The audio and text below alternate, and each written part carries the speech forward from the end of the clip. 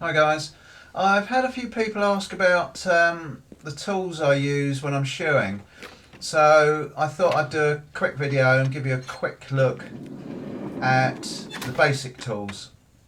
Obviously there's all sorts of other bits and pieces we use with plastics and wedges and epoxies and all sorts of things like that, but this is just the basic tools that I use on an everyday average set of shoes.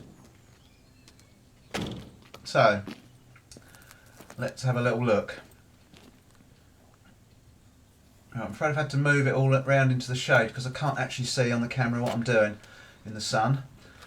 Right, so we start off with the apron, or chaps, or whatever you like to call them. Nice good heavy leather, double leather over the knees where you really need it. You can't catch any nails in there, not going to do your legs too much damage. Knife holders, got two of those. That's one for general cleaning out, and that's the one I made in an earlier video, and that's lasted really well actually. So that's your first piece of equipment. Right, into the toolbox. Let's start off like we're taking off a shoe. Hammer and buffer. Right, this is not really a rubber mallet. These ends are separate and you can screw them on, and this one's supposed to be like steel, and to be fair it's pretty blooming good. Had it on there for a few years, and this one's a bit softer. And basically this is your buffer or clench cutter, and you hit it with your mallet and cut the clenches off with this edge here. It's nice and sharp, or should be. The other end's just for hooking nails out, cleaning out holes, various bits and pieces. You might notice it's a bit of an odd shape, and that's because it was a bit longer. I chose it because I like the shape of it. It's quite nice to hold, but it was too long, so I just cut it in half and welded it back together. And that's perfect for me now. So that's your start. You've taken your clenches off, then you've got to get the shoe off. Some hoof pulls. Now these are American, diamond make I think. Nothing's fancy, still quite expensive though, and you grab the shoe underneath it and lever it off. You can also, if you've got a small shoe, put it over the top and open them up, and it opens the shoe up. But you'd only do it with a lightweight shoe. Not very sharp, doesn't have to be, but you can cut nails with them if you really try. So that's your your hoof pulls, or shoe pulls. Then these are the snips or nips, nippers or snips or whatever you like to call them. So you've got your shoe off, you clean it out with your knife. This is just an ordinary average, nothing special. It is actually called the knife. I don't know who makes it, but it's a pretty good one. It's, you know, middle of the range. Try and keep it reasonably sharp, but for this one not very sharp because it's an average everyday cleaning out the muck one. So once you've cleaned out the muck, you get your snips or nips. These are, I don't know what make these are, can't actually read that. I don't know if you can, but I can't. But they're 15-inch. Again, pretty expensive. These are quite a good make. There's no point buying cheap, nasty rubbish. And these edges got to be kept really sharp. Got to keep a good edge on them because the hoof, on average hoof, is a bit like a hardwood. So you really need to keep them sharp. So that's your snips, or nips. Rasp, that's the next job. We've got to rasp the foot down. This is a Hella, oh upside down, sorry. A Hella Legend actually. This is the ones I made the knife out of in a previous video, and they're really sharp when they're new. If you pick them up a bit sharpish, you'll cut your fingers, and I've done that many a time. Really sharp when they're brand new, and this will get used 3 times. It's got a screw-on handle on a tang, but it gets, as I say, it gets used 4 times. 3 in this box. It'll go to different stations once it starts to lose its edge. Right, once you've got the shoe off, the foot levelled, and the new shoe ready to go on, hammer it on. Now this, again, average, nothing special hammer. Those are quite sharp in there. They need to be to ring off the nail, or the end of the nail. I'm not quite sure which make this is. but it's quite light, only 8 ounces, but you'd be surprised that's ample for hammering in nails. Talking of nails, these are they. Now if you can see, if this will focus, there's an emblem on there. In this case it's an L for Liberty, that's the make. And then on the back there's absolutely nothing. And that's very important. When you're shoeing, you must make sure that that emblem is always facing towards the centre of the foot. Because on the other end, if you can see it, there's actually a taper. Well, not a taper, a chamfer. And that makes sure that if the emblem's facing inwards, the nail will always come out of the foot. It'll go in a shallow arc and make sure it always comes out. And then once the nail comes out, you just wring the end off with your hammer. Simple as that. So that's nailing it on. Once you've nailed it on, always, you can see I've got 3 or 4 different holes in here for different nails, all come in different sizes. Another tool which I don't use very often, but it's very handy to have in the toolbox, nail pulls, for getting out nails that have gone in the wrong place, or if you're doing a remove, you want to pull them out the shoe, or you just, a nail's pulled down in a foot and you need to replace it, but you don't want to take the whole shoe off. You can whip one nail out with these quite easily. Dead handy. Again, these are Diamond, another USA make. Diamond's a pretty good make, it's a sort of middle of the range. It's pretty good. Another Hella Legend. This was originally the blue handled one. It's got a golf ball on as a handle, and this gets moved down from the blue one once it's lost its initial edge. And then it'll go down from there to the next one, down the bottom. So it gets used 3 times basically, and what you do with this one, it's still pretty sharp, and you use it in conjunction with these clenching tongs. There's various different designs of these. I think these are swan necks or something or other. Again, I think they're Diamond. And what you do, you shorten the nail and clean underneath it, get any foot out, and then you use these. The nail goes on the top, that goes under the shoe, and then you just squeeze and it pulls the nail back down into the foot, and that's what holds the shoe on. You can see these are serrated and they wear at times, and they need to be sharpened up, kept sharp, otherwise you'll not have much success with your clenching. And then finally, as we said, the third use of the first rasp. This one's got a white one so I can identify it, and this one I use for anything metal, taking the edges off the shoe, stuff like that. Right, what else we got? An old wire brush just for taking muck off the shoes or feet, and a tap, 3/8 Whitworth tap, cleaning out stud holes if I've altered a shoe and I need to make sure that the hole works. Just attached to an old bit of rubber horseshoe. And some punches, stud punch if I'm using some driving studs, and again if I've altered the hole and I need to open it up or it's not big enough, I use that one. Pritchel, again if I've done a remove and I need to clean out holes that have got mud in them or anything like that, just use that.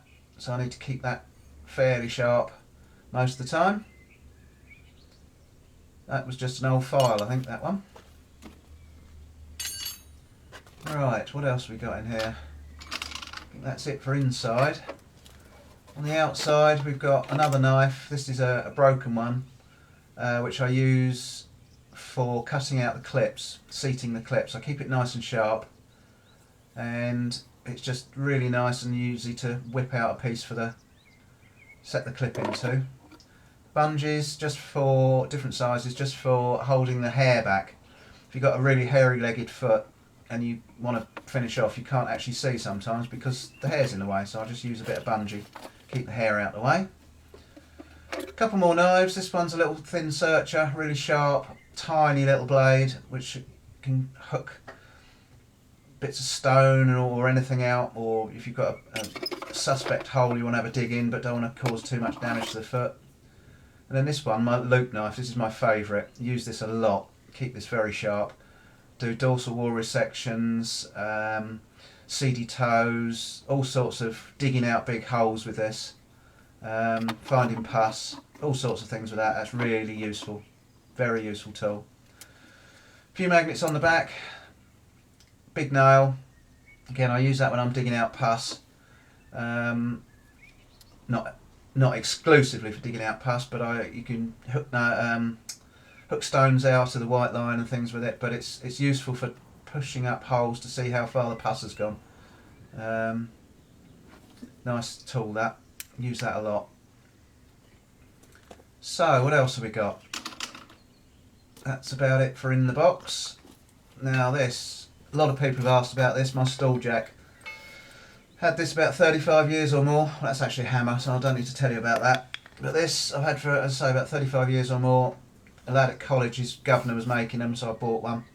It's about an inch thick. I think it's some sort of fairly good steel because it's lasted really well. It was welded on the top there, but over the years it's snapped and had to be re-welded a couple of times, but hasn't been done for a few years now, so it's lasted pretty well. I think it's all pretty good steel. These I've added as well because the legs, with all the hammering, started to spread and crack up here. So I've added these braces and they've really helped. I haven't had a break on the leg for years and years. You can see how it's worn. It was dead flat and everything. These are actually worn in, they're not put in. Years and years of shoes going over there, and same with the hole. That was round. That's had shoes in there. Donkey's years of shoes. Actually, I'll find one and I can show you sort of basically what you do with it. It's not rocket science, but it's easier to see. You see, this is quite a small pony shoe and it won't go over there, so that's where the tapered part comes in. You can put it over there, hit it and open it up. Put it through there, pull it on, hit it there and it pulls the shoe over. Do it at any particular point, put it over there, that'll open it up if you hit it there. Same the other side. You can do all sorts with it. Move it on from there that way around, even put it that way and knock the clip on. Very, very useful tool. Wouldn't be without that. You can buy them, not the same as this, but a similar style. Finally, the hoof stand. This one I made myself out of very lightweight material. Little bit of sheet metal on the top there, the hoof sits on there. That cutout is for the frog. That sits inside the shoe, and as you can see it's angled and rounded to try and fit the hoof. It's also adjustable, which I don't actually use very often. It's been modified a few times, had these plates put in, and you can see where it's been welded back up where it got bent. Those braces could stop the legs bending too much when you get one great heavy lump putting his foot on it. This little pocket at the front, put my rasp in there, and that holds it there, and then my clenching tongs go over there, and it's sort of all self-contained. I can just move the whole lot about where I need it. That's another very useful tool. Only use that on the front feet. Some people use them on the hinds, but I've never got the hang of it. I don't find hind feet particularly heavy. That's how I set it up.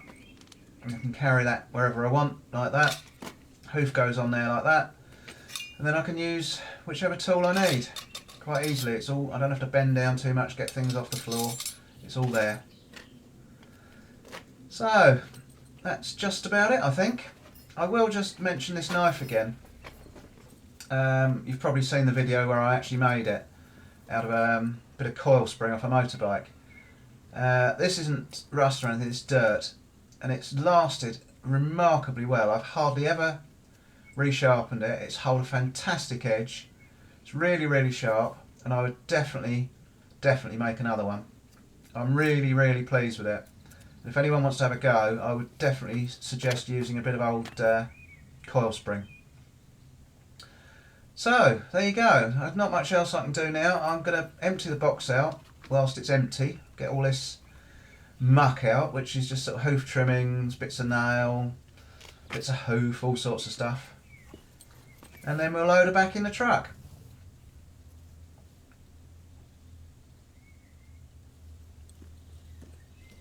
So we've got all the stuff emptied out, got it all put back in its box. Now we're just going to put it back in the truck.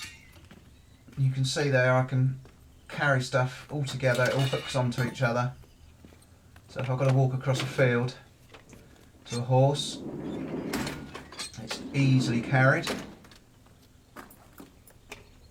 Everything has its place. Chaps on the box of shoes, stop them rattling around. Shoeing box slides down the middle. Hoof stand goes in and braces the box, stops it moving out. Hammer and stall jack wedge in. And that's it. All done, ready for the next job. Thanks for watching.